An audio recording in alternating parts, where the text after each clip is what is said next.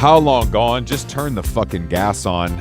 It's another disgusting day in New York City. The concrete smells, the air smells, the sweat is trickling. But luckily, I'm counting down the hours so I can escape to the temperate paradise of Minnesota. Wow, I mean, I saw some videos of the subways flooding and AMC movie theaters closing down for wet repairs. What you were describing is something more akin to the Christina Aguilera dirty video. Is there any sexiness to this wet No. NYC? Well, it was extremely yesterday was the worst of it. Then it rained. Of course, when it was time for us to go to Ojai last night to meet Ryan and Jonathan for dinner, it started pouring rain, like biblically pouring rain. It continued to pour rain all night. Now it's still disgusting, but a little better. But the rain did. I'm sorry for all our cinephiles out there, but you guys memorializing an air-conditioned box where you watch something on a screen feels a little extreme to me personally. It's not like it's a famed place that's been around for 100 years. It's a corporate movie theater. Yeah, I don't understand. I just don't. It's like mourning the loss of an Office Depot. That's what I'm saying. Like, you can do this shit at home, guys. Like, what's the big deal? There's 1,700 of them left. We'll be okay, guys. It's not Barry Ballroom. It's not like these walls if these walls could talk. Yeah, and it's not shit. a Metrograph. It's a place that's doing Spider-Man and Jurassic 17. It's not. Everybody needs to calm down. But yeah, the weather has been diabolical on the East Coast. I'm sure in LA everything's just dandy. The usual kind of melancholy, that bright sunshine just all day long. Well, I'm currently in Palm Springs, and it is a little closer to the 109 degrees, but it's actually, it's pretty manageable. I'm okay with a desert heat. I was actually out doing some kettlebell walks. What do you call them when you just carry the bells around? It has a name for it. It's called a suitcase carry. Yeah, I was walking around suitcasing these hoes, and it's just get the shirt off, suitcase around, 100 degrees, blasting you. It really, when you feel as if you're done worked out, when like your body is kind of like a different kind of sweaty and hot and tired and sore. You really feel like you did some work. I'm getting excited. Sorry, Chris. Your farmer's carry is kind of getting me worked up to go outside. Yeah, when you do a farmer's carry in higher than 100 degrees, just direct sunlight right over you, it feels different. It's funny because the farmer's carry has sort of come back into vogue recently at Equinox, and it's just funny to watch these guys with their shoes off walking, trying to walk in a circle around an extremely busy gym, and I'm just like, bro, this ain't the place. Like, I understand this, like, you'd be better off doing this on the street. Yeah, I was doing my figure eights around 2 palm trees. Dead ass. Oh, you said 2 palm. I was like, take the hammock down. I have to do my gay little walk. I gotta do my little slut walk. I gotta do my carries. Yeah, that's good. I'm glad that you got it in though. I did my and also when it's 100 degrees, it's more of we're gonna do one set of one. Of course, and that's kind of a wrap. Love a one of one. Yeah, I need some sweet relief from this. It's really gnarly. I have to wear a suit tonight too. Oh, so it's Well, luckily we're going to. I guess dead of summer, Minnesota. What a climate! It's where you want to be. To quote Nate Dogg, "R.I.P." But why are you wearing a suit tonight, huh? I just have a dinner I have to go to, and I have to wear a suit. It's like a GQ Canali dinner that I have to wear a suit for, which is fine. Oh no! But I have to go to a Canali dinner that's black tie. It's not black tie; it's a regular suit. But I don't think you understand, honestly, because you've never lived here, what it's like to really show up to something where you want to look your best and be drenched with sweat. Right, and there's no way around it, because either you take a car and it's $150 and you're 30 minutes late, or you take the train and you're on time and sweating, or you take a city bike and you're on time and sweating, or you walk and you're even sweating more.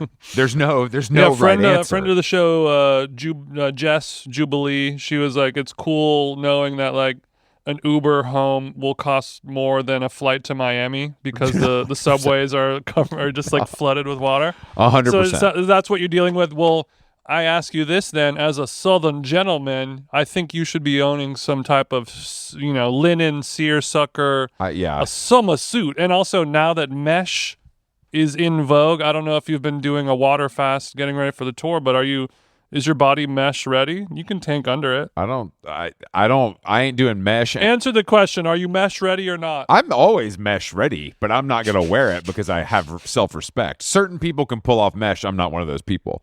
I told you this. You're not a party boy. I was at Supreme with Sam Jane on Saturday, and they have like a mesh football jersey. And I was like, wow, this is so lit. Like, who is this for exactly? And it was still in stock. It's for Benito Skinner. But the only person on earth that would wear that is maybe Benito Skinner. But yeah, no, my friend Jordan Berry, friend of the show, he can pull it off. He pulled it off. I think it's cool. He was at the Dodger game with it on. Yeah. It requires a certain level of SWAG. I would say SWAG as well as NONWHITIE. Non-white is what helps with that because I think we're just so swagless as a people that we just don't understand. The mesh is a bridge too far. They said, not today, white boy. Maybe something in a lycra, maybe something in a rayon. Yeah, you got anything else back there, guys? If you've seen the 80s surf film North Shore, where the kid comes in to Hawaii, he wants to learn how to surf. He brings his little hot dogger board, neon pink with spikes coming out of it and shit. And they're like, no, you got to start on that board that's carved out of a tree that's 80 feet long. You got to work your way up to the mesh, young buck. You do have to work your way up, and that's why I'm not even in the same zip code. Mm-hmm. I'm not in the same zip code. Could you at least do a mesh flat?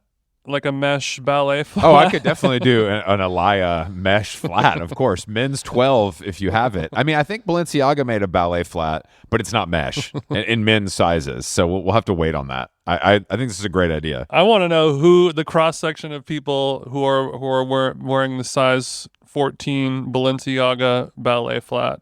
I think it's a very limited group of people, but there's 3 voguers in France who have them in their cart. The few, the proud. I mean, after seeing LeBron over at Bad Bunny show, he might be. Remember when you saw Oscar De La Hoya, famed boxer, the photos of him wearing like the fishnet, like French maid outfit with the boxing gloves? I could see. Yeah. LeBron's done it all. He's seen it all. He's touched it all.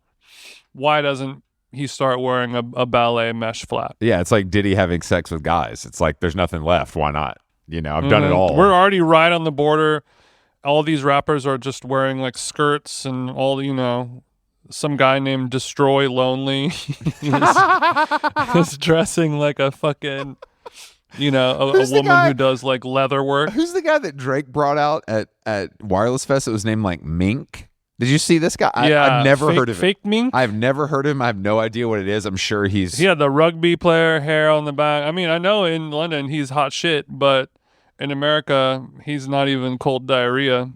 We ain't in London though. That's the thing. We ain't in London. Some people got cauliflower ear. He got cauliflower head, whole head cauliflower. His whole head did look like a piece. I mean, that haircut is only second to the mullet. Is like the young TikToker haircut where it's like a low fade on the sides and then bangs that are kind of poofy. Yeah, is the haircut that you said, like, because it's tourist season in New York. You see all these kids. Every kid's walking around looking like a minor league baseball player. Like wearing like long shorts with Nike high top basketball shoes and that stupid fucking haircut. And then they have the crazy wraparound sunglasses. The pit vipers. You got to have the They pit all vipers. look like Baby Gronk. Yeah, they do. They really do look like Baby They're all Gronk. walking around like they own the place. You need to start if you're a kid that's dressed like that and you're under 18, it should not be illegal for you to give them a little whack. I'm not saying lay them out. No, but just let them like a check. Just like check them. Or you should be able to just up the backside of the head. Maybe we should hire their peers, like New York peers, to kind of set them straight so it's a fair fight. You know what I mean? So like some of the New York Jets and Giants, is that who you're talking about? I mean a precocious D-League Met players? A precocious 16-year-old New York City high school student, I think could put the scared straight. Yeah, exactly. Scared straight for haircuts. It's what we need. Get these fucking bozos in line. Get them in line. Okay, let's see here. I thought of you. I was scrolling the Palm Springs restaurant and cocktail bar scene, of course. Oh, that's great. Slim pickings, of course, but yeah. I found a gay bar. It's nice Okay. on Yelp. They will let you know if it's gay or not, just so there's no whoops-a-daisies, what I'm sure happens here. But there's a place, not the reviews were in the 3s, not the 4s, but it's a bar called Quads with a Z. Nice. And I was like, is that just a funny, irreverent name, or is the bar named after our favorite muscle group of a man's body? And I would be willing to bet my life that it's named after that muscle. I would also be. I'm going to say it's more likely to be named after that muscle than it is a 4-wheeler or whatever else it could possibly 1,000%. This reminds me of what was suggested to us by our friend Rostam, is that we do a live show at the Dick Dock in Provincetown, and I brought that up to Ryan and Jonathan last night at dinner, and they were very supportive of the idea. And so I think it is something we should look into. They said there are hotels that we could stay at that would be safe for us, because we can't stay in a house with 10 guys. I can't stay in a house with 10 guys. I was saying you're gonna have to get flown in from Dorchester over there because you can't really stay on premises. You can't. It's going to be like Lady Gaga in Brazil. People are going to be howling outside your window like a fucking stray dog. If you're in Provincetown, if you have any sort of standing in the town, and we don't want to do it guerrilla style. We want to do it officially. No. We want to do it officially. We cannot do anything guerrilla style in P-Town. No, exactly. No. So if anybody in P-Town wants to have How Long Gone live at the Dick Dock, you know where to find us. Yeah, and our booking agent Sam, you're listening right now. Get some avails. Yeah, Sam, check the avails on the Dick Dock. I don't know who's booking it right now, but we could find out. Yeah, see if you can get some holds at a venue that's likely called Holds. Oh, is it holds or holes? Hold, got it. Holds. We holds. have 3 holds at Holes, the 9th, 14th, and a second compete on the 49th. Oh, it's super busy right now. It's super busy. This is for this year. Oh. It's not 2026. God damn it. We'll see you in P-Town. All right. Get your tickets to How Long Gone live. The show is ready. I have my old computer, Jason. It's cleaned for you. My new computer is up and running. I got 2 terabytes. I'm a new man. I feel powerful and clear. How many of those 2 TBs are you filling at? I don't know. That's what I want to know. I don't know. The guy told me I only needed 1, but I was Are you using it right now? Yeah, I'm using it right now. Where do I go? Okay, click the Apple logo on the top left. Yeah. About this Mac. Diana, hold for 1 minute, please. Thank you. About this Mac? Yeah, go to that, and then, about this Mac. Okay. More info. Okay.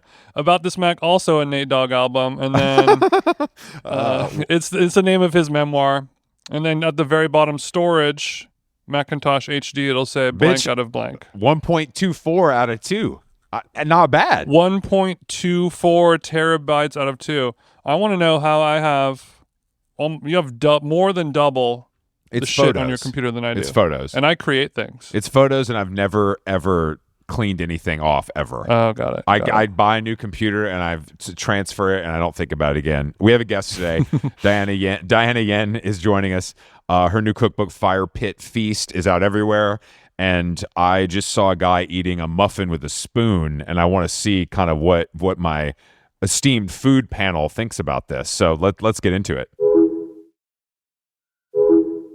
Thank you for joining us, first and foremost, but not to get into these like hot button issues right off the bat, but have you ever seen someone eating a muffin with a spoon still in the paper? Never. Like on the street in New York, or this is like where? This was at Cafe Integral, my local kind of coffee watering hole. And it seemed to be some sort of nerd, it was like 2 guys that were talking about, tech stuff. But I've just never seen that sort of behavior before, and I didn't know if that's something that I had missed or if you guys had seen that before. I haven't seen that trend happening at all, but I could see a germaphobe or like. Well, here's my thoughts on it. Hi, Diana. Nice to meet you. Hi. I think that there's a trend of people who are, especially like you said, if this guy's in a meeting, perhaps he doesn't want to look unbecoming. Sure. Honking down onto the side of a banana nut with, some crumbles crumbling and shit spilling on them. It's kind of like how closeted guys are afraid to eat a banana in public, and they'll just kind of peel it off to the side and eat it with a knife and fork. That's Or my if favorite. if you're from the school of like a cotillion class, or like a formal, here's how you eat with your proper muffin spoon and fork. Dan, I'm not a germaphobe, but I do like my hands to be very clean. Like after I eat, I have to wash my hands no matter what. Yeah. Maybe this guy was on the go and he just didn't want to, like, he didn't have access to water. I don't know. He didn't have access to water. Like, sometimes you can't wash your hands if you're, in the city. Of course, no. It very much was that I can say safely he did not have access to water. What I will do as a sort of last ditch, effort is pour some water onto my hand and use my napkin. Jesus. And that does drip water onto the floor of the restaurant. But if that's the only choice I have, I don't know what else to do. Oh, it sounds like when you're like giving your dog water at like a supermarket is what I'm envisioning there. Sloppy shit. You know what? This is good because Diana, sorry, you're a good person to ask about this. Chris, he's not, he wants to have those hands clean, but he hates nothing more than the little hand cleaning wipe that they give you, when you're on an airplane to wipe down your surfaces or whatever. Yeah. Is there like a way that you can maybe make a new millennial, like matcha, sesame inspired, hand washing wipe that we can sell to like a VC company? Yeah, this is definitely someone to like consult in the beauty industry. It sounds like a hot thing because you can add all of these like supplements and things to the hands. Oh.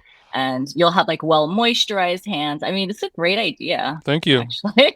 And I think it should be a 2-part system. Sorry for interrupting you, Chris, because you need a little bit of that alcohol sting for the first wipe to let you know that you're clean, the astringent comfort, and then you go back with your second wipe to give you the bioavailable sea moss. Of course, whatever you want to smear on there. Yeah, that's a nice idea. Do you use bioavailable sea moss? I also don't love creams. Like I don't love my hands to. Do you like your hands to be super moisturized as a woman?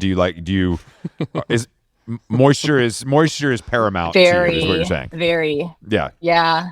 Yeah, I think that's where your age starts to show is the hands. So you really got to moisturize. Okay, yeah. I luckily the patriarchy protects me from aging in some ways. So not, and that's not a positive. That's just a reality. So I think that if my hands look too pristine, I think people would think I had gotten work done. Yeah, true. Because I'm sure there's a hand surgery you can get now. I think they have like moisturizing gloves that you like keep on, or maybe like infrared or something that'll kind of keep infrared gloves. Yeah. I mean they have the mask. Yeah, what difference? No, you're actually right. Like, what difference does it make? Yeah, I may have been familiar. I may know of something called baby feet. Of course, where it's like you squirt lotion into these socks and you wear them overnight. That's a real thing, right? Yeah, those aren't socks; they're plastic booties, and it's disgusting. So you squirt into the booty and then you just leave them in. Got it. Exactly. My mom used to put my hands in socks at night so I wouldn't bite my fingernails. That's no joke. Like Vaseline on my hands and then socks up to my elbows. Oh, that's so cute. So that yeah, it's really cute. Exactly. That's what I thought. That's what I told her when I was little claiming biter. Child abuse. Oh my God.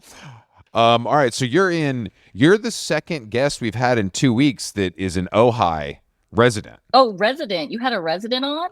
We had Mark Hoppus from Blink-182. I believe he lives wouldn't there. call him a permanent Ojaiian. Yeah, true.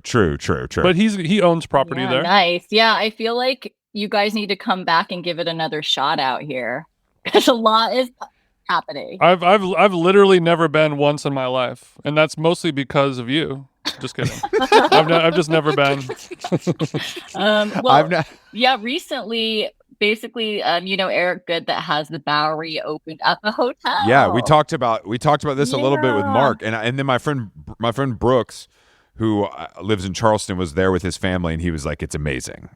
He said it's like his new favorite hotel. So I do want to check. I'm sure you've been? Yeah, it's amazing. You just have this like small town vibe with everyone coming through, but it does feel city-like because everyone that moved here during the pandemic from New York is like building stuff and really active in the town. So Oh, I see. So they're bringing some East Coast flavor to the yes. sleepy town of Oh my Ojai. gosh, yeah. Do you think they're doing a good job of mixing the Ojai Valley culture with the, dime squarification? Like, how invasive is the tin fish program? You know what I mean? I think it's relatively harmless right now. They are, focusing on partnering up with also like, locals. So it's never really like a big chain coming in and taking over.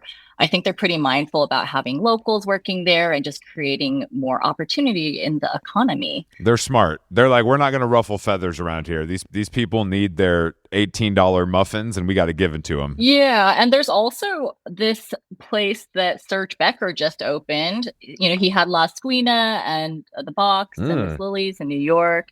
And his place is called Radio Roma, and it's bumping hard for this small town. Like, there's people waiting outside to get in. Okay, so Radio Roma's bumping hard. Is that you say bumping or thumping? Bumping. Bumping. So you're saying that what do you think the percentage of drunk drivers are coming from this place? How bumping is it? Well, it's a mezcal bar, so there you go. You answered your own question. You answered my question. Thank you. Okay, so it's a mezcal bar in Ojai, and it's popping. It's the town's hotspot, if you will. It is. It's a little bit like Tokyo Music Bar, where there's DJs coming in, and it has that loungy vibe. And there was nowhere to go late at night before, so it's our first place, and people are really into it. Sure. Okay. Yeah. Are you in a relationship, Diana, or are you single and ready to mingle? I'm dating someone in LA, so I have to commute. Like, everyone brings in their love interest if you want to date in Ojai. Like, if you're a woman, yeah, you got to import. Sure. That's a comment. So there's no corn-fed locals out there that's ripe for the picking. Honestly, I feel like there are a lot of confused men out here that like their chick brought them to Ojai, and they're like where am I? Exactly. They're kind wandering of like, around aimlessly. Yeah, they're like, this is nice, but I don't know how we ended up here. That's pretty cool. Kind of I hope there's a secret support group for guys who had to move to Ojai because their wife made them, and they're trying to get through it together. Yeah, they meet up at pickleball every week. So they definitely meet up at pickleball. That's exactly what people do. At noon I have pickleball at noon, and then at 2 I'm pickling my okra, and then exactly. And then that's all that we have left to do here, right? Exactly. Best of both worlds. So you're saying there's not much of so when you go out to one of these hotspots or this single hotspot, it's coupled up or young people that are visiting. Yeah, I felt like it was a really distinct scene. Like, all these kind of people that felt like they were from New York in their 30s and 40s were sitting at tables, and then there were these like 20-year-olds that were like dancing up on the platform and like, kind of going off. So had a little bit of everyone there. That's good. Ojai needs that. Ojai needs 20-year-old people doing coke and jumping around, right? That's true. Yes, we need it. Yeah. We need Jason to come. Jason needs to come DJ there. It would be really cool. Yeah, sounds like it. Jason would love to come DJ in Ojai. You could, I'm sure you could find a way. Sam, go get me some avails in Ojai. I guess if this is the only place, get me avail in Ojai, please. Avail. I wait for it to cool down a little bit. Yeah. I've only been once, and it was over a decade ago. So I'm basically in the same boat as Jason. But I'm willing to give it another shot. But when you're in New York, it's kind of a haul, It is. I think it's just tacking it on to an LA trip, and I'd love to give you guys like my Pixie tour. Your tour? Let me show you my Ojai. My Ojai? Yeah, I call it the Pixie tour. It's named after the tangerines that grow here, like the little ones. Oh, so you've got this. You've got this really thought out. First of all, I didn't know that small tangerines were called pixies. Did you know that, Jason? I thought I've been eating the twink tangerine this whole time, not knowing it was the pixie tangerine. Pixie tangerine, great drag name. Great drag name. Yeah, we have our own tangerine. For all of our orange motherfuckers out there. You're saying that this tangerine that you're speaking of only grows in the Ojai Valley region? That's right. Wow. And what are the flavor profiles, if you don't mind me asking? Orange. It's pretty much tastes like a tangerine. Got it. Skin is really thin though, really easy to peel. You don't Just have like all of me. that white stuff. Okay. So it's easier to peel, but it delivers the same sort, like the way a sumo sort of just tastes the same, but it looks funny. It's a little juicier than sumo, and sweeter probably. Okay, I don't mind I juicy. like But Chris getting into the weeds with his. I'm with just the wondering citrus because right now. I mean, when's the last time? I don't as a person who doesn't really care about food or ingredients that much. I guess that discovering or hearing about a new kind of produce at 42 years old is just something you have to investigate. Yeah, absolutely. We're really proud of the citrus here. Like there's a sign every month during citrus season that's like which tangerine or orange is in season. Okay, what's your number one? What's your top 3 citrus fruits then?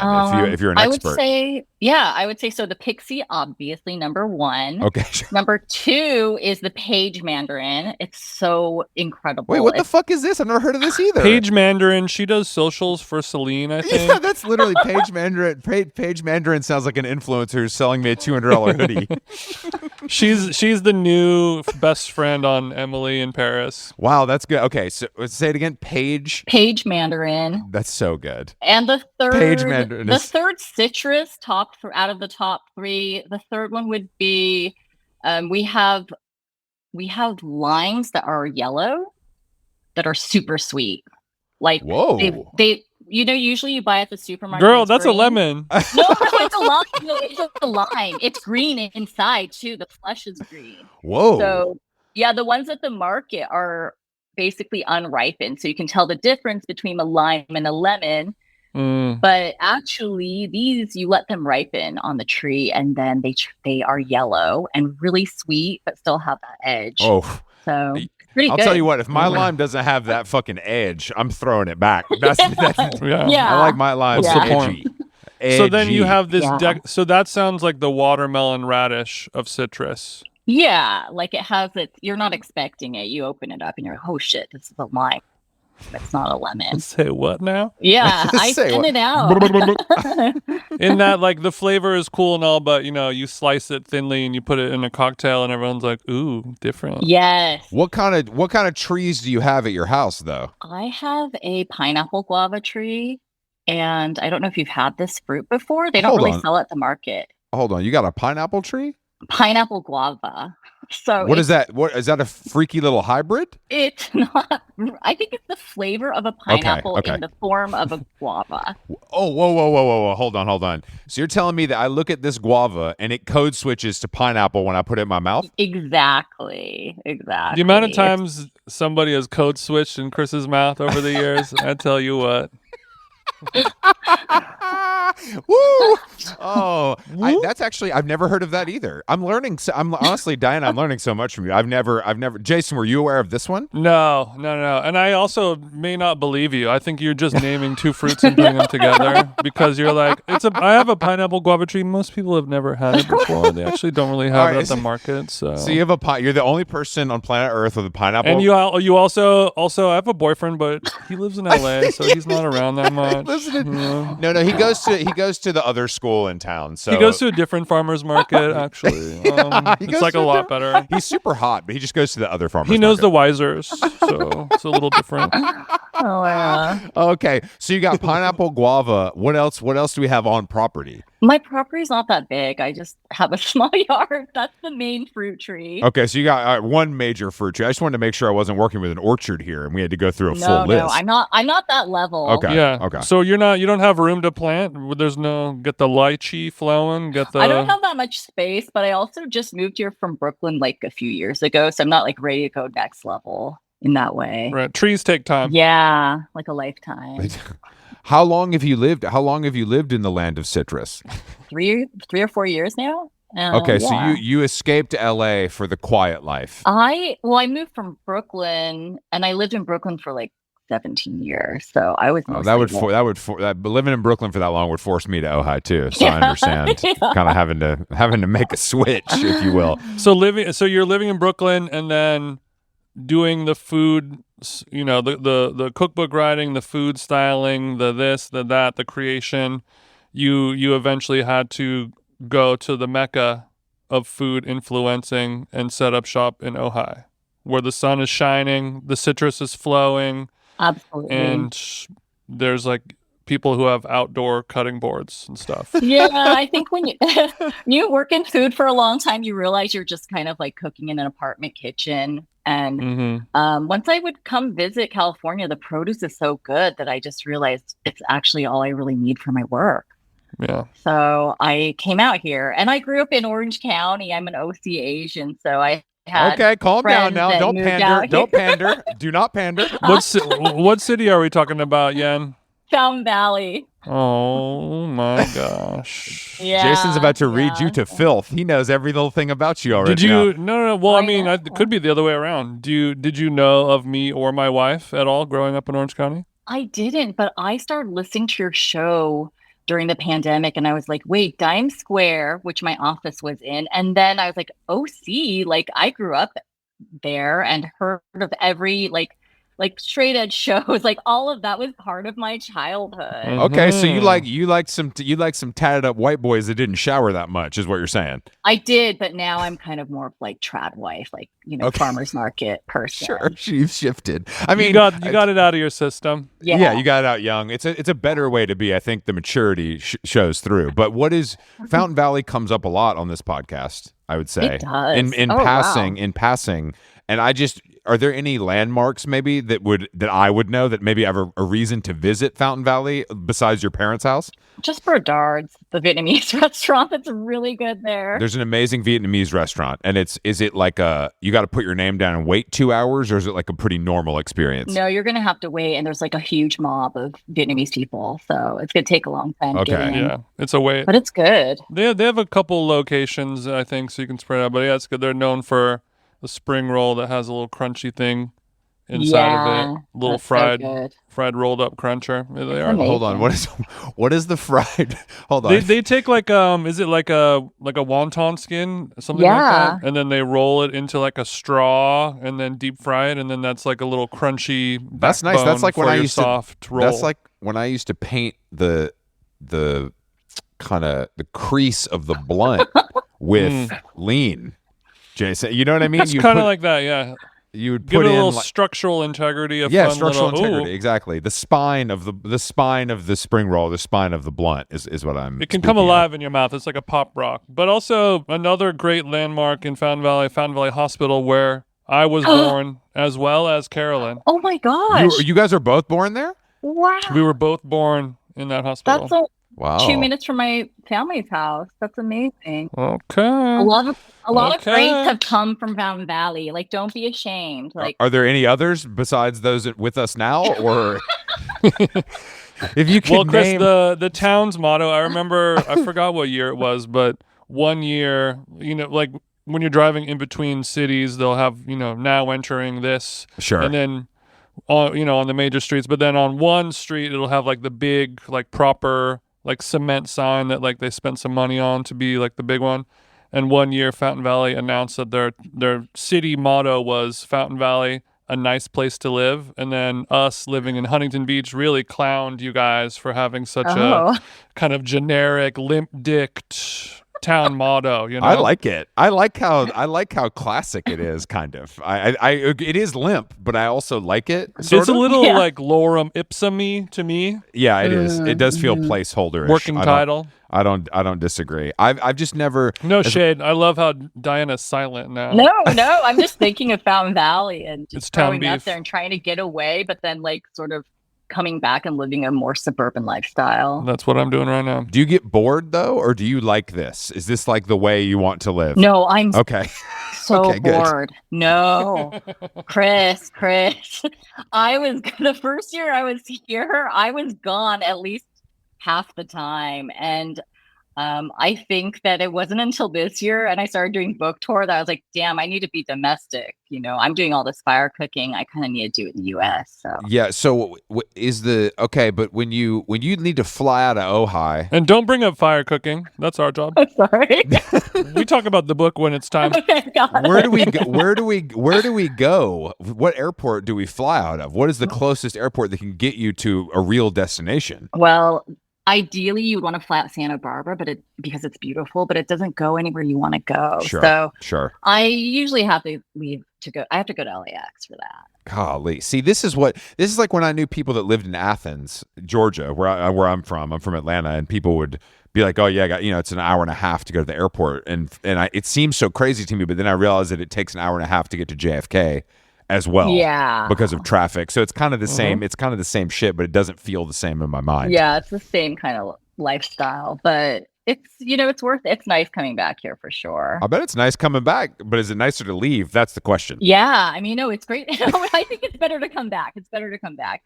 Okay, all right, I'm sure coming back to New York is disgusting. Every time I'm like both energized and disgusted with my surroundings. So I can only imagine what it's like to come back to birds chirping and tangerines falling into your arms. I actually love going back to New York. It is the chaos that I crave. Do you go too hard? I don't think I go that hard, but just standing outside and being on the streets already like kind of going hard for me. Okay, so it's like chaos all around you. You just like you don't have to do anything to feel that energy. You're kind of right, actually. Yeah, you don't even have to get a bag anymore. It's just already pumping. Yeah, you can just let it wash over you. You can just let it wash over you. Yeah. Let's say you're in New York and you come back and then you have to do more open fire cooking contractually, thanks to whatever the book publisher is. What are we doing to deal with the smell of wood, fire, and the clothes and the hair and the socks? Is this an issue for you? It's not really an issue. You just have to... Whatever. Yeah, you just get used to it. You're completely smoked out. I mean, it is in your clothes and hair. All right, Snoop Dogg, calm down. Because my issue is... Okay. Willie Nelson over here. My issue with hot pot, my issue with open fire cooking, my issue with campfires of any kind or bonfires, Korean barbecue. I can't leave smelling, or even open kitchen restaurants where you can leave smelling like the food. Wow. And I know that in Korea, they have like special contraptions to sort of like save your burqin and your coat, from these smells. But they can put a condom on the burqin. They have the fan that sucks all the... Yeah, in the U.S. we don't have that. But I see you're saying you've been desensitized. after doing. Yeah, I think if you're doing it outside, it's really like you're not even focusing. When you're inside at a K barbecue place, definitely that's when it gets you. But I think outside is like it's just part of being outside. Part of nature. Yeah, no, I think you're right. I think it is part of being. I kind of agree with you, and it should be romanticized. I'm the one with the problem. Oh, so you can't handle the smoke. Okay, Morgan Wallen. Don't. I mean, camping's out of the question then. Diana, I wouldn't. You couldn't. There's no amount of open fire cooking you could offer me. Not even Air Mez or Air Mail could get this guy to camp. I would camp maybe at. I don't know. I mean, do you consider a high-end yurt camping, or do you consider that cheating? No, I think that's a good start. That's how I started. I have a glamping tent I could set up for you. Okay, in Ojai. What does a glamping tent consist of exactly, compared to let's say a regular kind of REI model? Okay, so it's one of those canvas bell tents. Okay. That makes you feel like you're on safari. Yes. And then inside you have an air mattress. Okay. And I like to put like a sheepskin on the ground, and I have a sleeping bag on top of the air mattress, but then I top it off with a cashmere blanket. Okay, so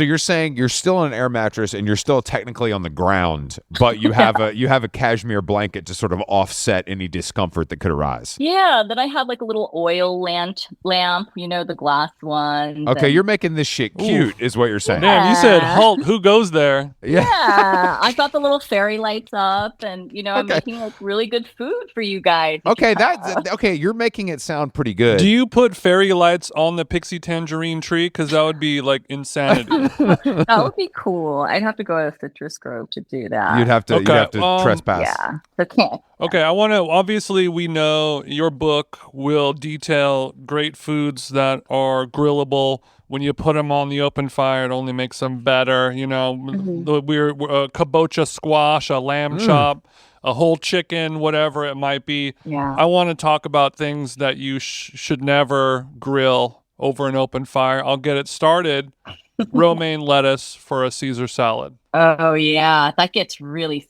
soggy. I haven't had too much success. Who wants black and soggy lettuce? Let me ask a question, Jason. Let me ask a question. Is there maybe a certain technique or move with the wrist that can prevent this, or is there no way around it because of the elements at play? If you have to do it, I would do the highest heat sear possible, and literally 1 second on each side, just like pss, pss, kiss it. Okay. So it still has some structural integrity, but it gets some of that sear flavor on there. But when you're out in the to woods, me, it feels like you're destroying a beautiful, delicate vegetable. I agree. I would agree. I would agree. Thank God you agree. When you're out in the woods like this, what is the salad to accompany? What do you? Is there a go-to outdoor salad? But also, first, I want you to answer. Oh yeah, what's bad? Oh, I'm sorry. What you don't grill? What you don't grill? I think that grilled watermelon had a moment, and again, I don't think it's that great grilled. Oh hell no! Fuck that. Agreed. Keep my ripe ass melons away from your flame. No way. And the only people who do things like grilling watermelon are people who are not masters of the grill. They just saw it on TikTok and they're like, corn goes down, watermelon goes down, pineapple goes down, shrimp goes down. We're cooking that shrimp for 45 minutes. It's all fucked up. You know what I mean? Yeah, I think the watermelon, like certain fruit, probably shouldn't be on the grill or anything with a super high water content because it just ends up doesn't work. soggy. It's just it's not gonna work. No. Yeah, that's a good point. The water content. You don't get the mushy. What about a grilled avocado though? I hate hot avocado. I hate it. Wow. Baked avocado with the egg inside, that shit was terrible. It's like mushy and like it turns all mealy. It's the worst way to eat an avocado for sure. I agree. It's off-putting. I've had every once in a while I'll have a really properly well done like Japanese tempura avocado where it's thinly sliced, and if like a real master does it, it can be good, but only Japanese. This 9 is times cool, out of 10 guys. it's a disaster. I've never thought about in the this mouth. in my entire life. I've never thought about hot avocado ever before. Right now, You never had it? Check your privilege, Chris. I'm sure, exactly. Check your privilege. I'm sure I've had it before, but it maybe wasn't memorable enough to have stuck with me. You probably had it.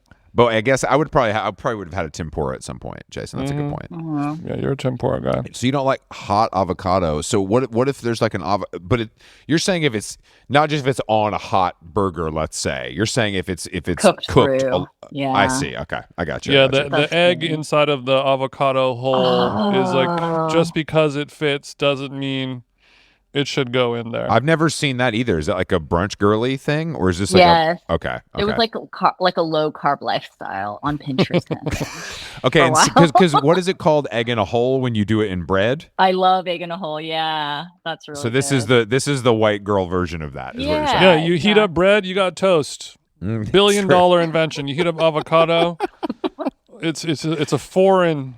It's a mouthfeel that is off-putting to a human, I would say. I had some disappointing avocado this weekend. I didn't really want to bring it up. Talk your shit, brother. It just feels like it's high summer. Avocado should be ripe as a motherfucker, and it was lazy work. I couldn't eat it. I had to, and I'll eat anything. I'm a disposal. I don't care, Was it over-ripened or what was wrong with it? It was hard as a rock. So you tell me. Oh no.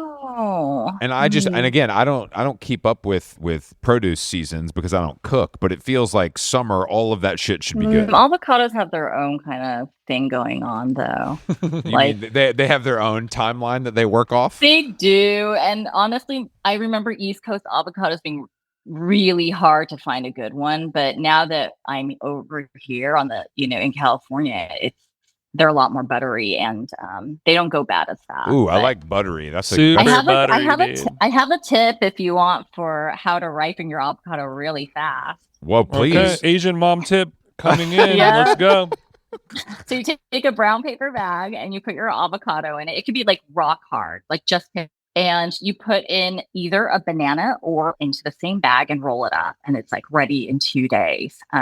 Something like I think the apple and banana, they ripen fast, and like it releases some kind of plant chemical that makes the avocado ripen quickly. This is good data. I've never heard this before, and I am inclined to believe you. And I don't know why, but I do. It's true. I've been doing it for years. You get the brown paper Whole Foods bag or Ralph's bag. Yeah. You put in those stinky brown bananas. You can almost see the stink lines coming off of it like a Peanuts character, and all those gases will turbocharge the ripening process of your avos. And then if they get too ripe, I've heard that you can put them submerge them in water. Oh, damn. Jason knows a lot about avocado. Water in the fridge, and that will hold the ripeness for like a week. Well, he's a Cali, he's a Cali local. I feel like avocados are your greatest export. They are. I would say. I mean, there's a new avocado coming out. I mean, I don't know if you guys care about that stuff, but it's hot. It's hot. What do you mean? What do you mean?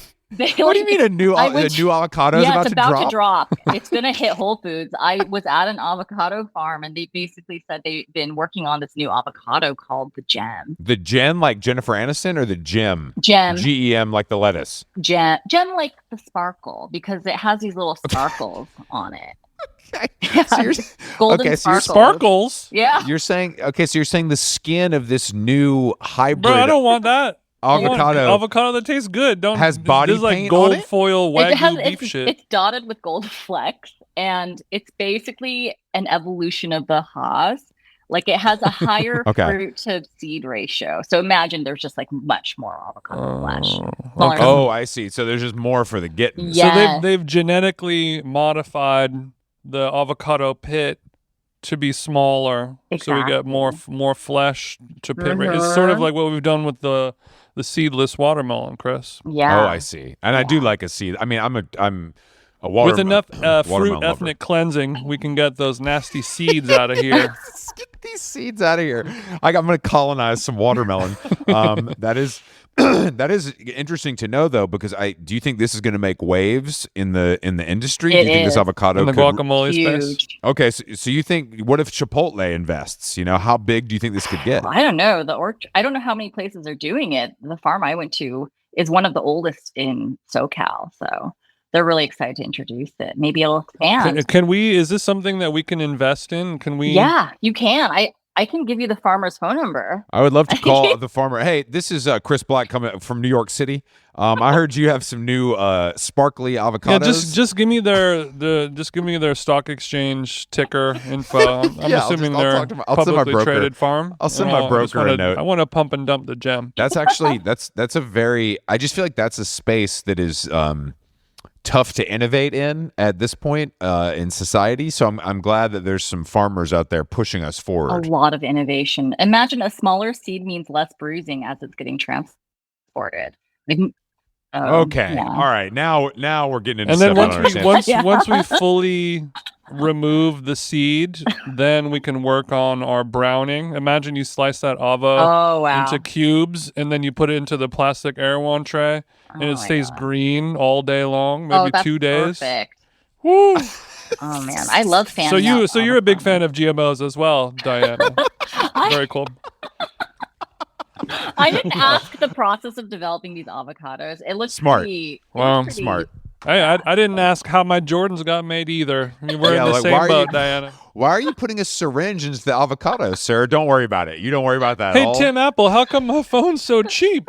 Well, you don't want to know. You don't want to know that, Jason. You do not want to know that. Okay, well, speaking of another food trend that you might be very well versed to speak on, what are we going to do about matcha? Where are we at on the matcha story arc? Is it just getting started? Is it time to go bye-bye for a while? Is it going to be up and down for the rest of our lives? Well, what do you predict in the future of the matcha space? Matcha is staying for sure. But actually what the new thing is hojicha. It's like huge. Everything's hojicha now, which is like the roasted green tea. So does that just have it has a different, I mean, I know it's a different thing, but how different is the flavor? Because matcha tastes like dirt. That's my main complaint. So what do we want? Say it again. I don't want to mispronounce it. Hojicha. Hojicha. Okay. What does the ho taste like? It's nuttier and even Okay. even Oh no. earthier. Okay. Yeah. All right. So it's more dirt mouth with. It's oat milk. honestly, it's like a fire roasted. It'll have some smoky, Okay. nutty flavors going Mezcal. on from the roast. It's mezcal, basically. Yes. Yes. Oh yeah, that's Exactly. a great And comp. what do you get it? What do you? And it's used the same way. It's just like you get a latte. It is. The only thing with the branding on Hojicha is like it's not bright and colorful like matcha, so that's going to be a little harder for it to get big. It just looks just like coffee. It's like It's brown. It's if literally you brown. have Okay, a iced Hojicha a latte, it'll just look like one of your cold brews with some milk poured in. Oh, I see. So you're saying that the green shade of matcha contributed to its success, and this just looks like brown water. So who cares? It's just not going to be quite as visually appealing, I think. How much does it cost? Similar? Same as any other matcha. Okay. I'll try one of these next time I go to a Fifth Wave. There's a place here in New York I think it's on Great Jones or Bond. Mm-hmm. Next to the OVO store. It's called 12 something, and it's there's literally 100 people in line. They hand out umbrellas to block people from the sun. And I've never even been able. It's the Cartier store in Milan. Yeah, I've never been able to look inside because it's so busy. They're waiting for matcha. Oh yeah, they're waiting happily. They're waiting happily for matcha. Diana, how many whisks do you own on your person? I have 4, but I only use the mini one. It's the only whisk you need. You don't need the big one. Okay. Ever. It's the travel size mini one. Yeah. Gets the job done.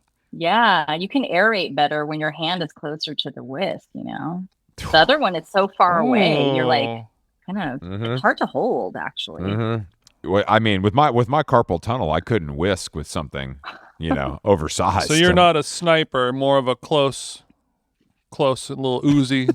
You want to get real close up to it. Hand-to-hand combat. They just work better. Yeah, I think it aerates a lot faster. So if you want to whip air into it, it's better with a small whisk for sure. Okay, I feel like I've seen Jason. Don't you have a keychain that's a whisk? Oh, I love those. I have one too. I got it from CIA. Yeah. The cooking, not the government agency. Yeah. But it unfortunately did break. But I'm sure they have them on. Did you use it? That was my next question. Did you in a pinch? I use it to break up other powders and things like that on the go. Oh my god! What, Jason? I use mine to whisk an egg. I broke my mini whisker crushing up ketamine. Is really damn. I don't think it's supposed to be for that. It's not supposed to be for that, but it's a novelty that shouldn't beat an egg either. So you guys both are at fault here. It's obviously an ornamental cosmetic use piece, but sometimes you're in a handicapped stall and what do you got? Yeah, that's whisk it up. That's why you keep that thing on. Because sometimes some of your powders can get caked up. So when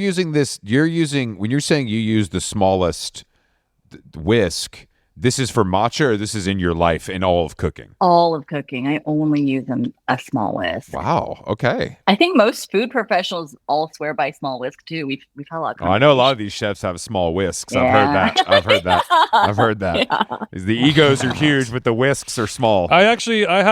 I have 2 small whisks and 1 Big Daddy whisk that I only use the Big Daddy whisk to make whipped cream, I guess. You do it by hand? That's pretty impressive. Of course. You freeze the bowl, you freeze the whisk, and it's a nice little, Wow. So it's like a beer mug. You put it in the freezer. It's a little bit. Well, basically, when you're making whipped cream by hand, if everything is cold, it'll whip a lot easier and faster. But you can also everything, meaning the contents and the bowl and the whisk. I see. That's right. That's right. Some genius somewhere was like, "What if we freeze the whisk?" I mean, imagine being the person who invented that, freezing the bowl, freezing the whisk. Yeah, I'm sure they're living large from that. Well, that's the problem. Is they're probably dead by now, but they did not really hit a payday off of that innovation. That is interesting though. I've never heard that before, and I feel like I've had your homemade whipped cream before. Oh, wow, that's a lot of handwork. That's a lot of wrist action. I couldn't do it. Not too sweet. Well, you want to feel because the cream talks to you. You don't just want to look at it. You have to listen to it. And, Jesus Christ! And the cream will say, "Wait, Dana, you're saying your cream Papa. doesn't speak to you? Huh? That's interesting." I use a KitchenAid for that. No way. I would never do that. Okay. No, I bet KitchenAid's a sponsor, aren't they? They are. I We use always KitchenAid use only. it. We only use GMO avocados. Look, we don't all cook the same way, Diana.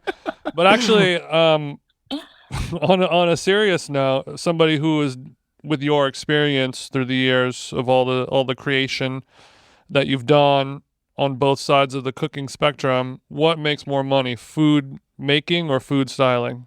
When you say food making, you mean like cookbooks, or do you mean like work in a Just restaurant? like creating food or taking food and making it look good. I mean, like styling clothes versus producing clothes. You know what I mean? Could be another way to put it. Or Honestly, I think they both don't make any money. Like food is food Got is it. because I've done it all. I've done it all, or I have to do see, them option all. C, So, none of the above. yeah, It's yeah, okay. It's a race to the bottom for yeah, all of the yeah, above. Okay, yeah. but Got it. you have reached. So you're saying you've reached some of the upper echelons of the food styling world, Definitely. and even then, it's not necessarily cha-ching. No, I've done like fast food burger styling. I won't name the brands, but yeah, Okay. it's really it doesn't make as much as you think. And then you're like you kind of like you're at a frying station. You're like basically feel like you're working in a fast food restaurant. It's not that Can I glamorous. ask you a question? Because Mhm. I don't know a lot about food styling. I know that it's a job that people seem to lie about having. Yeah. I believe you. But Yeah. is it so you're saying that you're responsible if, all right, let's say you're doing a Carl's Jr. commercial, not in the Paris Hilton way, in the burger preparation way. Right. And you are in the kitchen, you make the actual burger, then you Mhm. also plate it and arrange it for the camera, and then you kind of stand by and zhuzh it throughout the shoot to get it right. Is that That's fair? exactly. Okay. Exactly.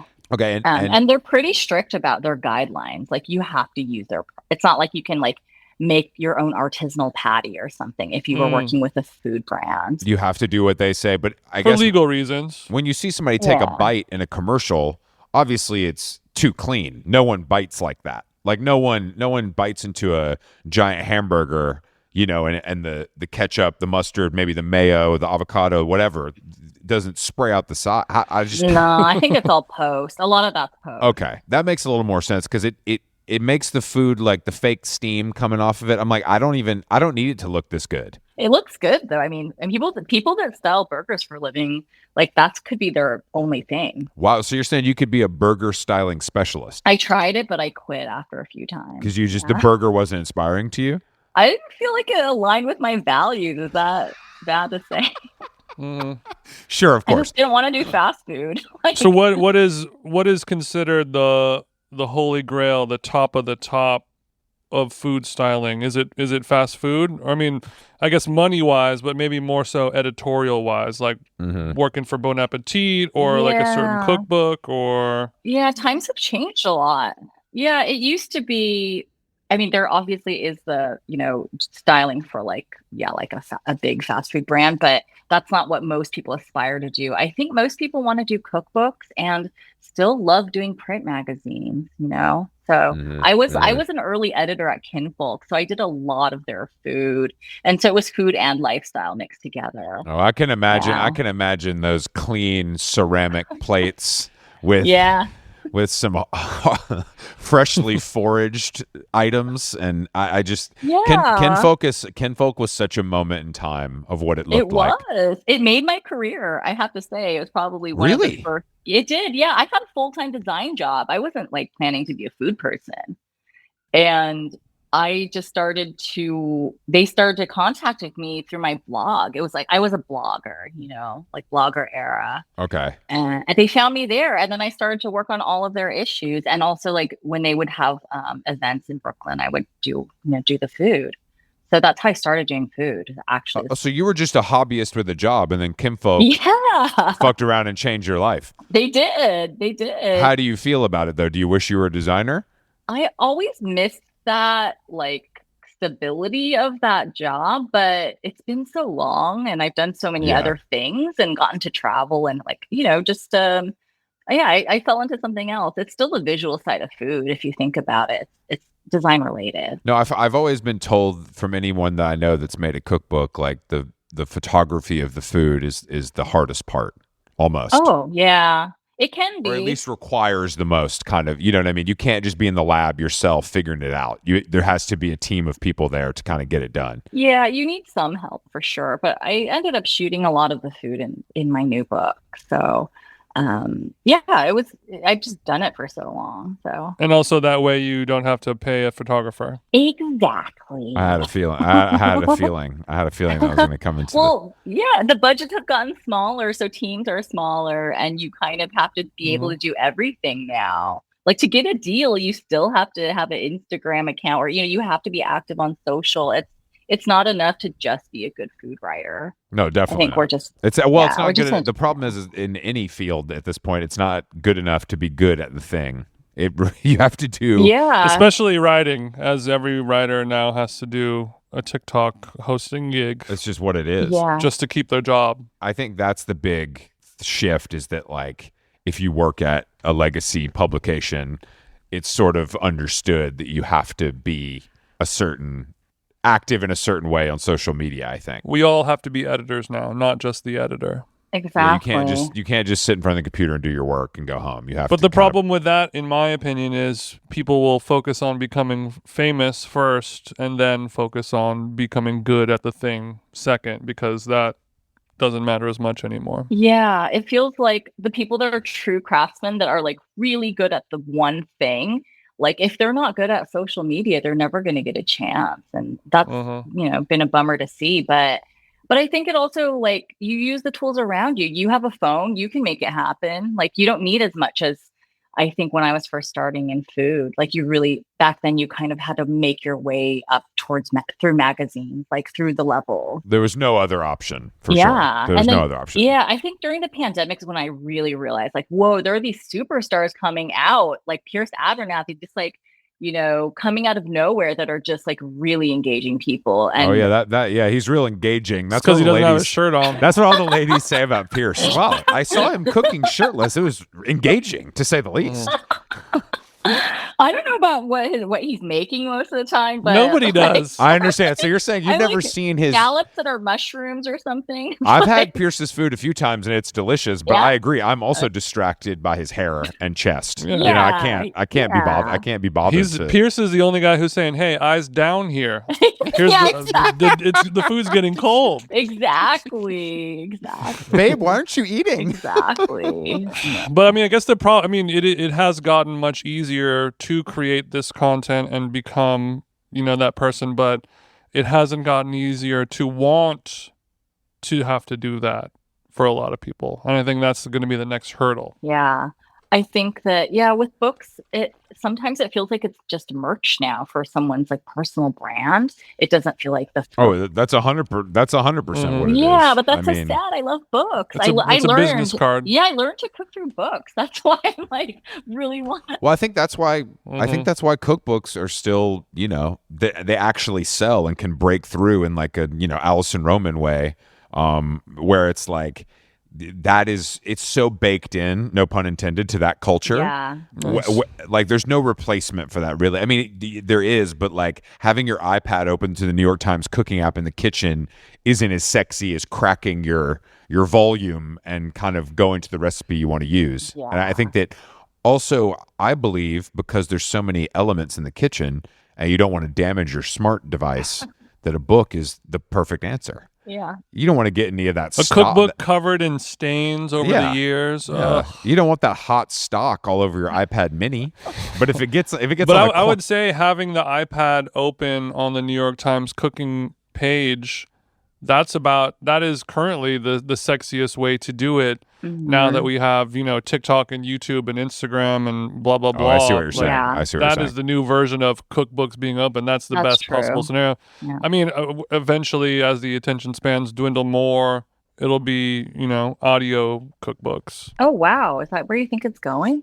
That's where I'd like to go. It's hard to track though, like of where you're at. Don't you need images, or at least are people used to seeing images? I think people are used to images, and also the measurements are such a big part of it. Look, we're on the precipice. Apple Vision Pro, you know what I mean? Like the exponential evolution of all this. In 2 years, there's going to be something where it's just going to project an image I of the won't disagree muffin with that. on your wall, and you're gonna AI is gonna say like, oh, did you measure the exact baking soda amount? You know that we shouldn't eyeball the baking soda. We should measure by weight. You know, whatever. I'm not proud of this, but I'm realizing talking to you both that I've never used a cookbook in my life. Ever? I've had plenty sent to me, and I've read them and looked at them, and I appreciate them as objects, but I've never opened one and used a recipe from it. Is it just too intimidating, or? I just don't cook, and I've never cooked, and I have no interest in it, but I know so many people who do it for a living, and I do the show with Jason, who's, you know, an expert in his own right. So it's like, I just feel like there's always somebody to do a better job than me. Yeah, I mean, you should give it a shot, you know, or take a class. You know, I'm going to teach cooking outside. You should come take a class. Oh, that'd be real fun. Participatory journalism, me camping and learning how to cook from you in Ojai. I'm just trying to, yeah, exactly. I want to do fire cooking outside. I can't even have mezcal. What the fuck am I going to do? It's not going to work. It's not going to work for me. You have a 35 millimeter camera, Chris. I do have the 35. There's a job for you. There's always a job. Do you think that the fire cooking could really take off in like a home user way, or do you think it's intimidating to people? I think it's intimidating, but one of the reasons I worked on this new book is because more people bought fire pits during the pandemic and like didn't know what to do with them. So people have them in their yards, but they're just not making food over them. So that was one of the goals for the book. That's actually really smart. Yeah, we worked backwards on this. There's like data, so fuck it. Let's pander to these people that have You found a hole to fill. Exactly. They spent $3,000. And also now that they spent $3,000 on their smokeless fire pit, and their wife is saying, "Why don't we sell that on Facebook Marketplace?" And you said, "Hold on. I have just the solution. Hold on, I've been marinating some pork chops for this very occasion." Yeah, exactly. And also, you know, with the rise of protein cookery, this feels like it's aligned with the sort of primal alpha male angle of me want meat, me want protein, me cook over the fire like the cavemans did. Yeah, there's this huge caveman thing right now. Like, I don't know. What do you guys think about how tallow has made a huge comeback with beauty and food? I get videos of this ASMR guy rubbing tallow on his face, and then he sprays like extreme amounts of cologne on as well. It's a great. I can't remember what it's called. It's great. But yeah, He's the person who introduced me to tallow on the face. I didn't know that was a thing. Like, this brand sent me tallow SPF, and I wore it out to dinner, and then I ate tallow fried like tortilla chips, and I was just so beefy. It felt really. I felt like I was swimming in it, and my dog went crazy when I put it on. He was like, "Oh, like, you know." Usually, he gets bones on his birthday, so he's like used to that smell. Okay, I'm in Palm Springs right now. It's 109. If I put on the tallow SPF and do my fireman carries out there, it's going to start smelling like Noma pop-up out here. People are going to be lining up with their plates like, it smells what is good. that? Is that ostrich cooking over there? I mean, I think my opinion on the tallow is we got so afraid, and rightfully so, of seed oil fear. The seed scare of 2022 or whatever, that we were so turned off by that we ran so far in the opposite direction that we're like, yeah, I'll rub animal fat on my face. Like, that's where we're at. And there are pros to it. I love a properly cooked beef tallow fry. But sometimes, you know, I just had a beef tallow crouton at Mini Kebab. They have a chicken Caesar wrap and a beef tallow crouton. It's delicious, but it's also, you know, it sort of crosses the line of richness where, you know, like some things you're like, can we just have some olive oil here, twin? Like, yeah, it's a little greasy. I don't need everything to have that sort of, because when tallow solidifies, it creates a sensation that can be odd and off-putting. Yeah, it's a little waxy once it solidifies. It's a little waxy. It's a little slaughterhouse. It's giving slaughterhouse. Don't talk about Royce de 5'9" like that, Jason. Do not bring that up. All right, Yeah, Diana, great. thank you for joining us today. Firepit Feast, you can get this wherever cookbooks are sold, correct? Yes, thank you so much, guys. Such an honor. No, it was fun. Thank you for joining us. And if I ever decide to camp, I'll let you know. Yes, I'd love to take you guys. We need to, see if you can get, Hellman's or something to fly out, get Molly Baz's mayonnaise company to fly Chris and I out to Ojai. Okay. And we'll do a little outdoor cooking sesh. I'll see if I can master the grilled romaine or something. Yes, let's do it. Thanks. That sounds fun. Thanks, Diana. We'll see you soon. Have a good one. Later.